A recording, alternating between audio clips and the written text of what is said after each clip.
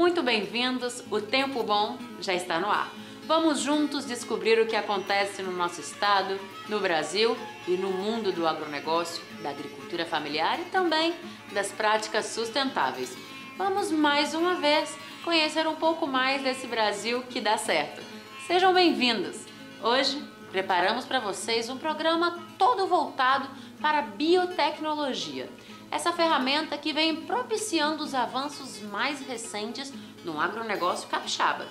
Estivemos no Laboratório de Biotecnologia da UFES, Universidade Federal do Espírito Santo, e vamos mostrar um pouco dos trabalhos de pesquisa que estão sendo realizados com aplicações no agronegócio.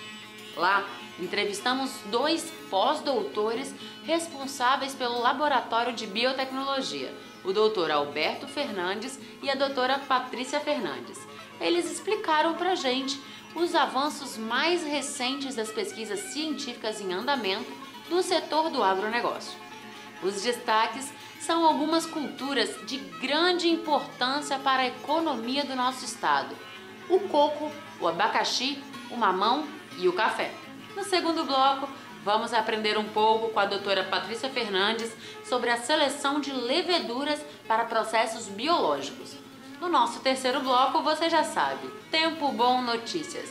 Fique informado sobre o que está acontecendo no campo, também na cidade. É a nossa agenda de cursos e eventos. Ainda no terceiro bloco, vamos conferir uma conversa que tivemos com o Dr. Oeber Quadros, lá no laboratório também. Ele mostrou pra gente os avanços dos estudos sobre a meleira, um vírus que vem devastando plantações de mamão em vários países do mundo. E também visitamos o Laboratório de Cultura de Tecidos Vegetais e a Casa da Vegetação, onde o vírus está sendo pesquisado e combatido. Não saiam daí, porque o Tempo Bom já está no ar. É um instante só.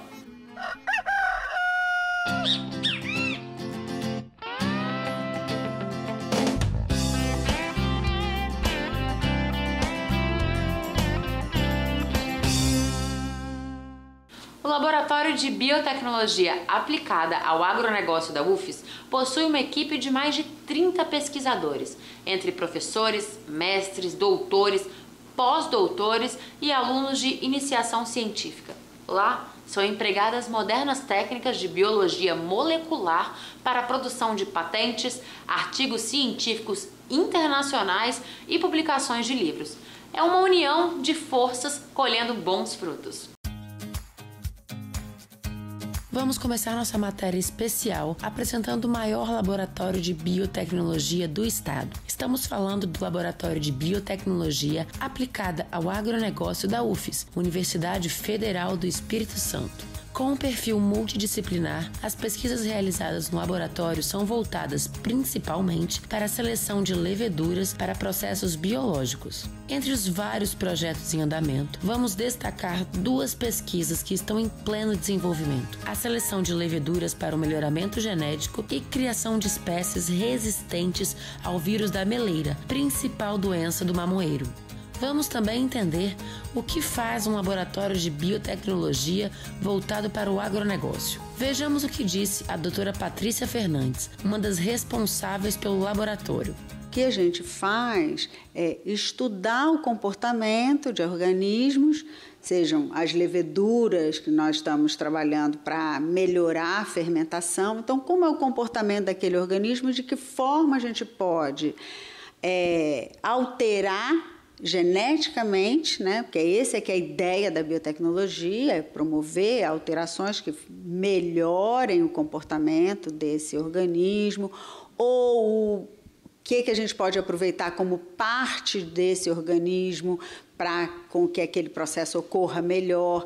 Então, são análises moleculares. Então, a biotecnologia ela é baseada na biologia molecular, na bioquímica, para que haja uma melhora daquele processo que a gente está querendo influenciar.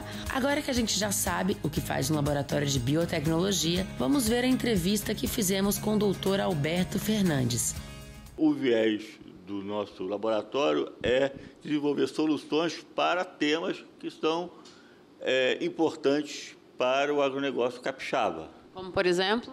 como, por exemplo, os resíduos do coco verde, o mamão, o abacaxi, o café e também a geração de coprodutos desses resíduos, como a produção de etanol de segunda geração, utilizando esses resíduos que tem na agricultura capixaba. Mas para a geração de etanol, você precisa de um micro-organismo chamado levedura. Então, nós aqui somos especialistas também no estudo das leveduras, principalmente uma que chama-se Saccharomyces cerevisiae. Ela como diz um grande pesquisador de São Paulo, que a levedura ela é o melhor amigo do homem, não é o cachorro. Porque a levedura ela produz o pão, produz o vinho, produz a cerveja, produz o álcool que você bota no seu carro e mais uma dezena de coisas que a gente gosta. É formado por uma equipe de profissionais muito diversa, né? Multidisciplinar, que aí vem o diferencial de vocês. O foco principal da biotecnologia é o produto final. Então, você tem que ter engenheiros, tem que ter químicos, tem que ter biólogos, farmacêuticos, tem que ter físicos e parte desde a concepção de como é a genética do processo até colocar um produto no mercado. Falando sobre casos específicos, sobre o mamão, por exemplo, que o mamão é muito fácil de ser atingido pela meleira. E você estava explicando para a gente que o Espírito Santo tem um diferencial muito grande que foi devido às pesquisas, enfim. Havia uma discussão na comunidade científica que tipo de vírus era, se era um vírus, se era 2 vírus. E hoje o nosso laboratório foi o primeiro a estabelecer que essa doença é causada pelo consórcio de 2 vírus. Com essa descoberta, que aparentemente é simples, você pode produzir kits diagnósticos para determinar se um conjunto de sementes ou já de árvores, pequenas árvores, são suscetíveis à meleira.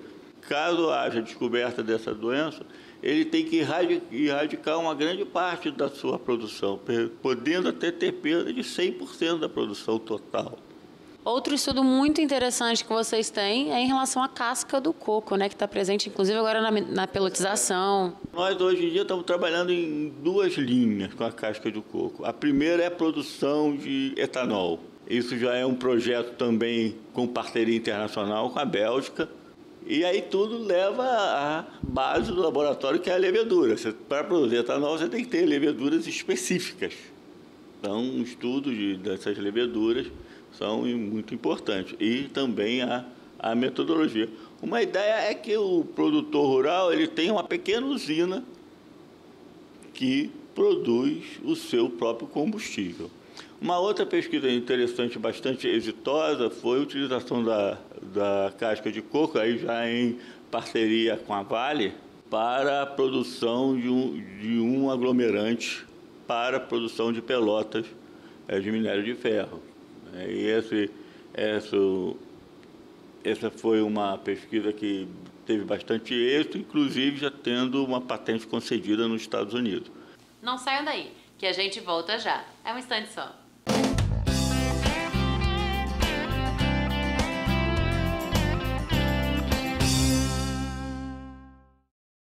Tempo Bom está de volta, lembrando que todo o nosso conteúdo pode ser acessado no site tempobontv.com.br, no tribunaonline.com.br, além das nossas redes sociais, YouTube, Facebook e Instagram. Vamos juntos agora acompanhar a entrevista que fizemos com a doutora Patrícia Fernandes, também no Laboratório de Biotecnologia da UFES. E hoje, quais são as principais pesquisas, as principais descobertas de vocês aqui dentro do laboratório? Ultimamente, o nosso foco é o etanol, principalmente a produção de etanol de segunda geração. O que significa um etanol de segunda geração? O etanol de segunda geração é o etanol celulósico. Etanol de primeira geração é o etanol do caldo de cana, que é fermentado. O caldo de cana é fermentado imediatamente, a gente tem trabalho em cima disso, em como fazer com que a fermentação seja mais efetiva, mais rápida. Mas no segunda geração, esse sim é um gargalo, porque existem muitos resíduos, né? Resíduos de celulose. Celulose são plantas. Então, a gente imagina no campo, cada árvore que é cortada, isso vai gerar um resíduo. E esse resíduo pode ser usado para fogueira, fazer fogo, calor, então é um térmico, mas pode ser usado melhor como um aproveitamento melhor, que é a parte de produção de etanol, ou outros até compostos. Então, a gente também está com esse olho. Não só produzir etanol, mas outros compostos que sejam numa rota semelhante, mas que tenham até um produto com maior valor agregado. O problema desse sistema é que a levedura, que é aquele micro-organismo que a gente conhece muito, porque a levedura é o mesmo micro-organismo, é a levedura da cerveja, que transforma a malte em álcool. É a mesma levedura do pão, que faz com que a massa cresça, é a mesma. O problema dessa levedura é que ela não é capaz de cortar esse açúcar que está na celulose, porque ela vai usar o açúcar.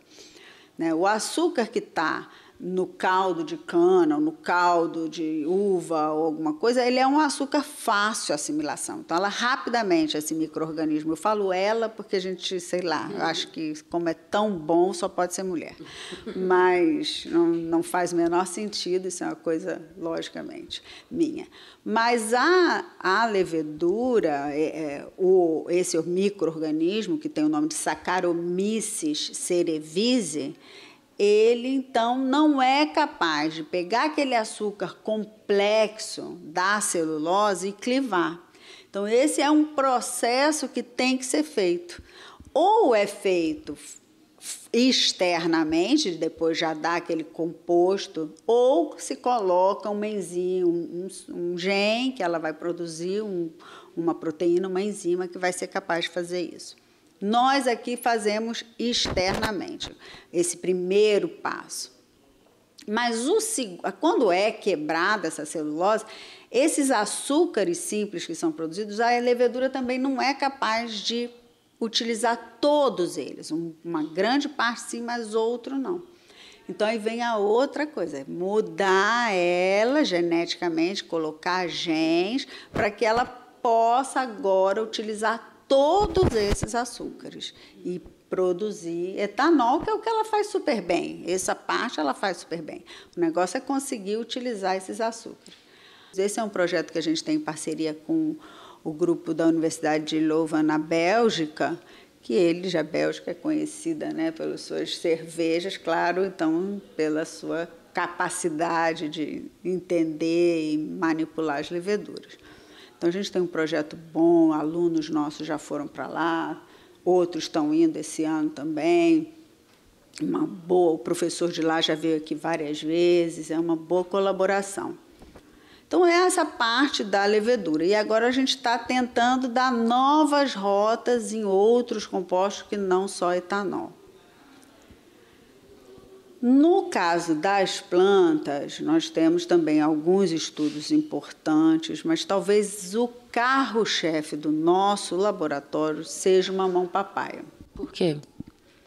O Espírito Santo é um dos principais produtores de mamão-papaya do mundo. Mas, claro, planta, né, sofre com doenças do campo. Mas as doenças virais são não só são severas, mas não há um tratamento. Não há um tratamento. A única coisa que se tem que fazer é cortar a planta. O problema é que essa doença que a gente estuda, que chama meleira do mamoeiro, e esse nome foi dado porque o fruto fica todo melado. O látex, né? O mamão tem aquele látex, o látex ele exuda naturalmente e o mamão fica todo melado.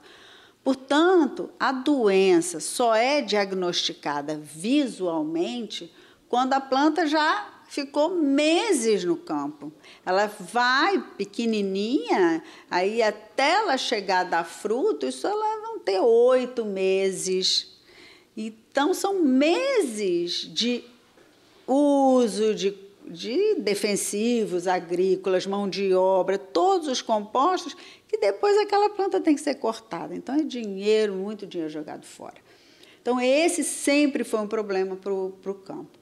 Então, nós começamos fazendo, a proposta nossa era um diagnóstico precoce, um diagnóstico molecular precoce. Como diagnosticar, saber se aquela planta, se aquele pomar está contaminado ou não está contaminado com vírus.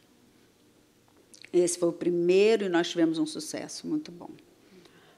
E aí, continuar a estudar e entender essa doença para ver o que a gente pode fazer para essa planta não sofrer. Ou ela conseguir combater o vírus, ou ela ficar resistente e deixar o vírus lá, mas ela não sofrer, não ficar doente. E com isso, estudando, nós tivemos uma outra descoberta e essa foi fantástica. Inclusive, eu fui convidada no fim do ano passado para ir no maior congresso da área lá, que foi ano passado no México. Esse ano eu vou para a França também falar, vou no Congresso Internacional de Virologia, que vai ser no sul do Brasil, também contar essa novidade. Porque não é um vírus, são 2 vírus. 2 vírus que têm que estar em combinação para causar a doença. E o mais surpreendente que nós descobrimos foi um trabalho de doutorado de uma aluna nossa, que hoje em dia é doutora e faz o estágio de pós-doutoramento aqui no nosso laboratório. Nós descobrimos, então, que um vírus depende do outro, porque um produz a capa viral, capsídeo, que a gente chama capa viral. O outro rouba o capsídeo desse. E nós mostramos que essa doença é assim. Então, isso foi realmente, as pessoas estão, porque essa doença ela acontece aqui no Brasil, no México, ela foi devastadora. Nós sabemos que está em Belize, está na Colômbia, está no Equador. A gente está trabalhando em colaboração com eles para identificar o segundo vírus. Sinceramente, eu não tinha noção do quanto a levedura está presente no nosso dia a dia e quanto ela é importante no avanço das pesquisas científicas voltadas para o agronegócio.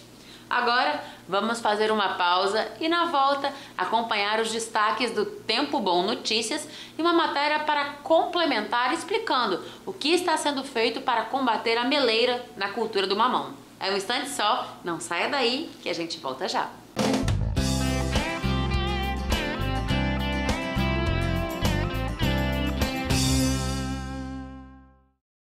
Já estamos de volta e neste terceiro bloco é hora do quadro Tempo Bom Notícias. Vamos conferir os destaques de hoje.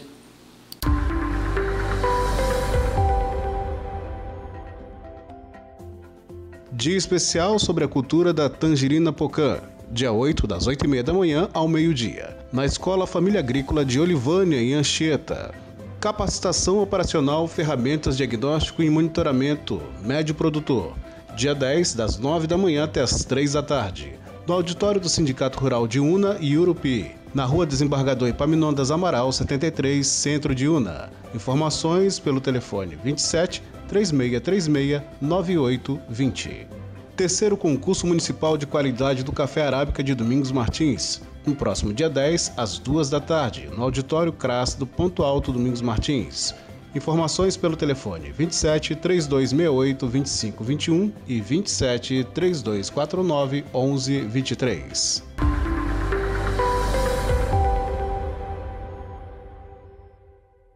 Ainda no laboratório de biotecnologia da UFES, conversamos com o Dr. Oeber Quadros, que nos relatou o que está sendo feito para combater a meleira que vem devastando a produção de mamão no Brasil e também em alguns países do mundo. Virose chamada meleira, mosaico, são viroses que afeta a plantação do mamão e causam prejuízos enormes. Pra você ter uma ideia, tem uma reportagem aqui onde mostra os cortes que são feitos na plantação de mamão. Então, por exemplo, 15 mil pés são cortados de uma só vez. E às vezes uma plantação inteira é devastada. Porque não existe uma vacina, não existe um veneno para matar essa virose, tanto a do mosaico quanto da meleira. Tá? O nosso laboratório, então, aqui, ele tenta buscar ferramentas para deixar uma planta resistente a essa virose. Ok? Então, isso já foi feito, por exemplo, no Havaí, onde eles conseguiram fazer uma modificação no amoeiro e o amoeiro se tornou resistente ao vírus de lá. Só que essa planta que eles conseguiram obter resistente lá, quando chega aqui, não tem efeito nenhum, porque o vírus é um pouco diferente. Entendeu? Então, o nosso principal trabalho aqui é estudar como que funciona o mecanismo natural da planta de resistência e a gente tenta melhorar esse mecanismo natural da planta. Porque às vezes, se tiver dentro da natureza da planta uma única portinha que está aberta, o vírus se aproveita daquela situação para instaurar a doença. Nós também visitamos a Casa de Vegetação e o Laboratório de Cultura de Tecidos Vegetais, onde novas espécies estão sendo desenvolvidas para serem resistentes aos vírus que causam a doença da meleira. Podemos ver o desenvolvimento de novas culturas de bactérias e mudas de diversos tamanhos criadas para a produção de clones experimentais resistentes à doença. Para encerrarmos essa matéria super especial, nós ouvimos os depoimentos de duas alunas de doutorado em biotecnologia da UFES. A Anne, que está indo para os Estados Unidos completar os seus estudos, e a Johanna, que veio da Colômbia fazer aqui no laboratório seu doutorado. Vamos ver o que as duas falaram sobre esse tema. O meu trabalho, eu trabalho com o meu grupo da levedura, então a gente trabalha com fermentação, tanto fermentação de cachaça, como a gente busca desenvolver leveduras que são resistentes a diversos estresses. Então, a ideia é desenvolver uma levedura que seja capaz de fermentar e melhorar todo esse processo industrial, tanto na produção de cachaça, como cerveja, como vinho e na produção de etanol combustível também. E lá nos Estados Unidos eu vou fazer uma parte desse trabalho com o desenvolvimento de uma tecnologia nova, né, de aparelhos novos e trazer essa tecnologia de volta para o Brasil. Quando eu me formei, eu tinha muito interesse em aplicar a biotecnologia dentro da parte agrícola da Colômbia, porque nossos países, a gente sabe que nossos países, o maior forte econômico é justamente a agricultura. Então, quando eu me formei, eu comecei a procurar programas. Lá na Colômbia já tem programas de biotecnologia, mas ainda são poucos. E as pós-graduações lá na Colômbia a educação lá na Colômbia não é gratuita. Então, tipo assim, a gente tem, se você quiser fazer um pós-grado lá na Colômbia, tem que pagar bastante dinheiro. Tem também menos oportunidades de bolsa. Já o Brasil é bastante generoso nesse recebimento que tem para os estrangeiros. Mesmo agora com a crise, o Brasil continua com os programas de internacionalização. E o importante também é que agora as outras economias da América Latina também estão crescendo e estão abrindo as portas para os brasileiros também. Uma pena que acabou, o programa de hoje vai ficando por aqui. Mas você já sabe, todo o nosso conteúdo está sempre disponível para você ver ou rever quando e onde quiser na internet, no site tempobontv.com.br, no tribunaonline.com.br. Também estamos no YouTube pelo canal Tempo Bom TV, no Facebook e no Instagram. Mais uma vez, muito obrigada pela companhia, foi muito bom estar aqui com todos vocês. Na semana que vem, não esquece que estamos aqui de volta com muito mais tempo bom para você. Um grande beijo, fique com Deus e até semana que vem. Tchau, tchau.